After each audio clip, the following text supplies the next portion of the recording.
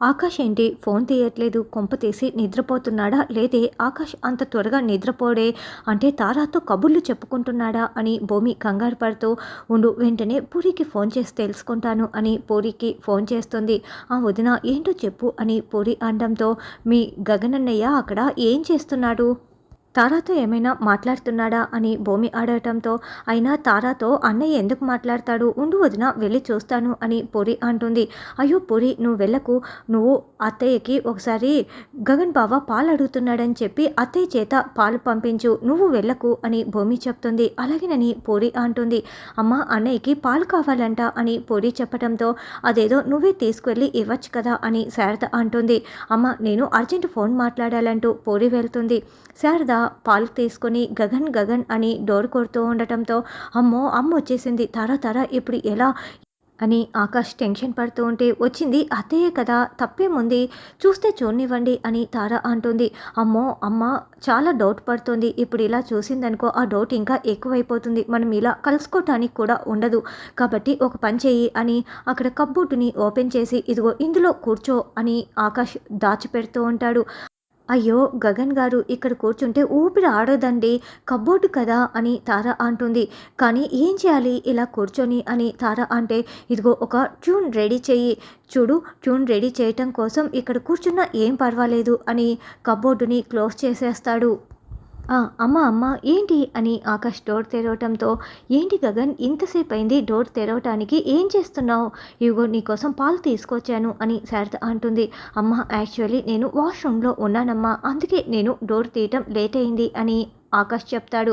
సరే ఇవిగో రాత్రిపూట ఖాళీ కడుపుతో పడుకోకూడదు, పాలు తాగు అని చెప్పి వెళ్తుంది.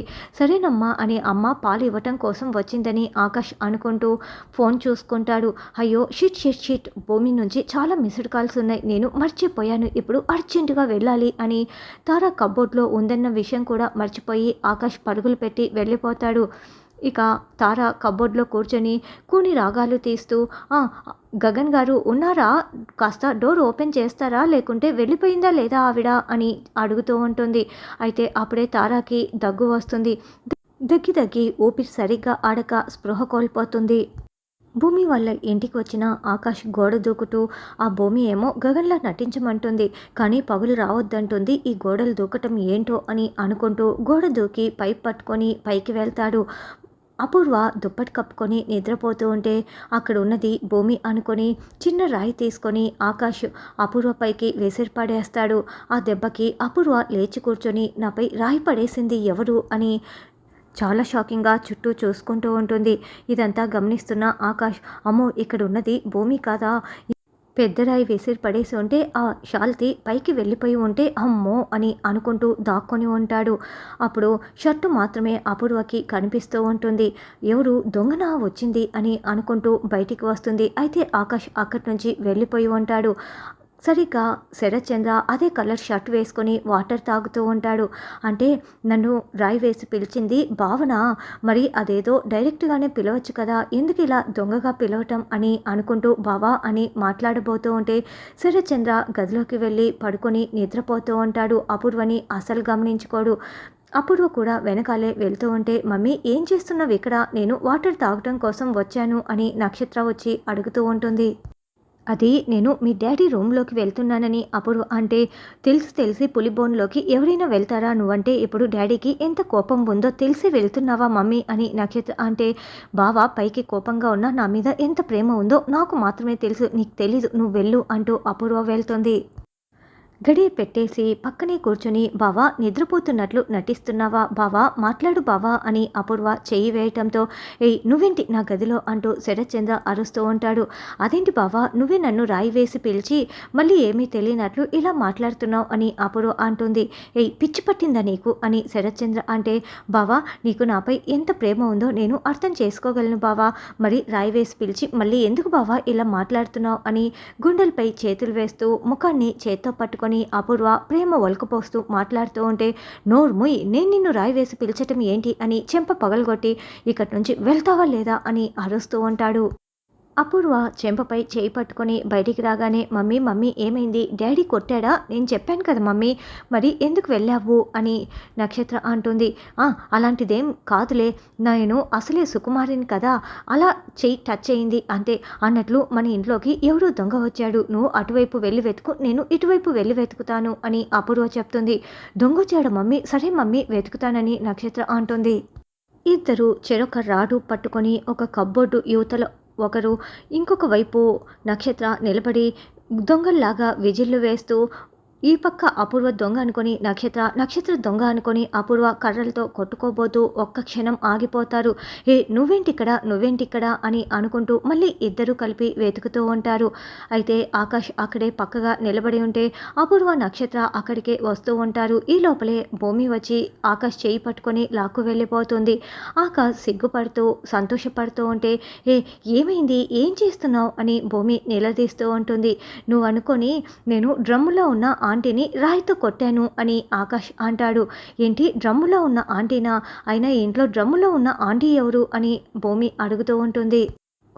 అపూర్వ పిన్న అయినా ఆవిడ గదిలోకి ఎందుకు వెళ్ళారు అని భూమి అంటే మీ గది ఎక్కడో నాకెలా తెలుస్తుంది నేను ఫస్ట్ టైం కదా రావటం బైదవే ఆవిడ చాలా బాగుంది అని ఆకాష్ అంటే ఏం మాట్లాడుతున్నావు నీకు వావి వరుసలు లేవా ఆవిడ నాకు పిన్ అవుతుంది అని భూమి అంటే బాగుంటే బాగుందని చెప్పటం తప్ప అని ఆకాష్ అంటాడు.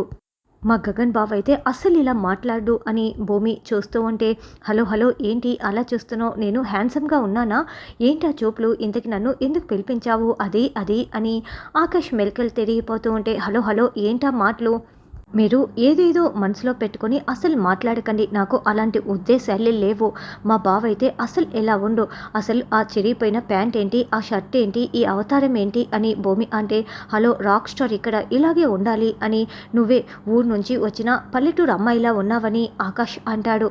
మా బావ అయితే అసలు ఇలా ఉండు చక్కగా ప్యాంటు షర్టు వేసుకొని ఎంత చక్కగా ఉంటాడో సంస్కారానికి ప్యాంటు షర్టు వేసినట్లు ఉంటారు మీరు షర్టు బటన్ కూడా తీసేసి ఉన్నారు అని భూమి చెప్తుంది. గగన్ సంసారం చేస్తాడు కాబట్టి అలా ఉంటాడు నాకు గగన్కి పోలిక పెట్టకు ఆకాష్ ఇక్కడ అని ఆకాష్ చెప్తుంటే అసలు నువ్వు ఇలా ఉండకూడదు మా బావులాగే ఉండాలి మా బావులాగా ఉండటం నేర్చుకో అని భూమి చెప్తుంది. సరే ఎలా కావాలో మార్చుకో అని ఆకాష్ అంటే నీకు చెప్తే అర్థం కాదు అందుకే ఇదిగో ఈ బుక్ తీసుకొని చదువు అని గగన్ బయోగ్రఫీ బుక్కుని భూమి చేతిలో పెట్టగానే ఏంటి ఇంత బుక్ ఇప్పుడు నేను చదవాలా నేను నా ట్యూన్స్ కోసం కూడా నేను ఎప్పుడు ఇంత బుక్కులు చదవలేదు అమ్మో ఈ బుక్ను చూస్తూ నాకు చాలా కంగారుగా ఉంది నా వల్ల కాదు అని ఆకాష్ చెప్తుంటే లేదు చదివే తీరాలి అని భూమి చెప్తుంది. గగన్ బయోగ్రఫీ టైటిల్ చాలా బాగుంది సరే తప్పక చదువుతాను తప్పటం లేదు కదా అయినా వీడేమైనా ఫ్రీడమ్ ఫైటరా ఇంత పెద్ద బుక్ రాశావు అని ఆకాష్ అంటే చూడు మా బావుని వాడు వీడు అని మాట్లాడితే నేను ఊరుకోనని భూమి వార్నింగ్ ఇస్తుంది. సరే ఓకే అనని ఆకాష్ అంటాడు.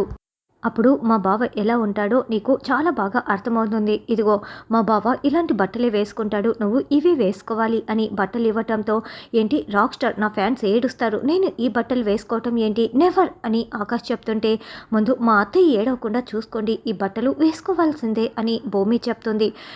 ఓకే కానీ నాకు చాలా ఆకలేస్తోంది నాకు తినడానికి ఏమైనా తీసుకురండి అని ఆకాష్ అంటే మా బావ సాయంత్రం 6 గంటలకే తినటం ఆపేస్తారు తెలుసా మీరేంటి ఈ టైంలో అడుగుతున్నారు నేను తీసుకురాను అని భూమి అంటే ప్లీజ్ మీ బావ ఆపేసి ఉండొచ్చు కానీ నేను నైట్ అంతా ఏదో ఒకటి వర్క్ చేసుకుంటూ ఉంటాను ఎందుకంటే నేను ఆర్టిస్ట్ కడుపులో ఎలుకలు పరిగెత్తుతున్నాయి కాబట్టి ప్లీజ్ ఏదైనా తినడానికి తీసుకురండి అని ఆకాష్ బతిమలాడుతూ ఉంటాడు.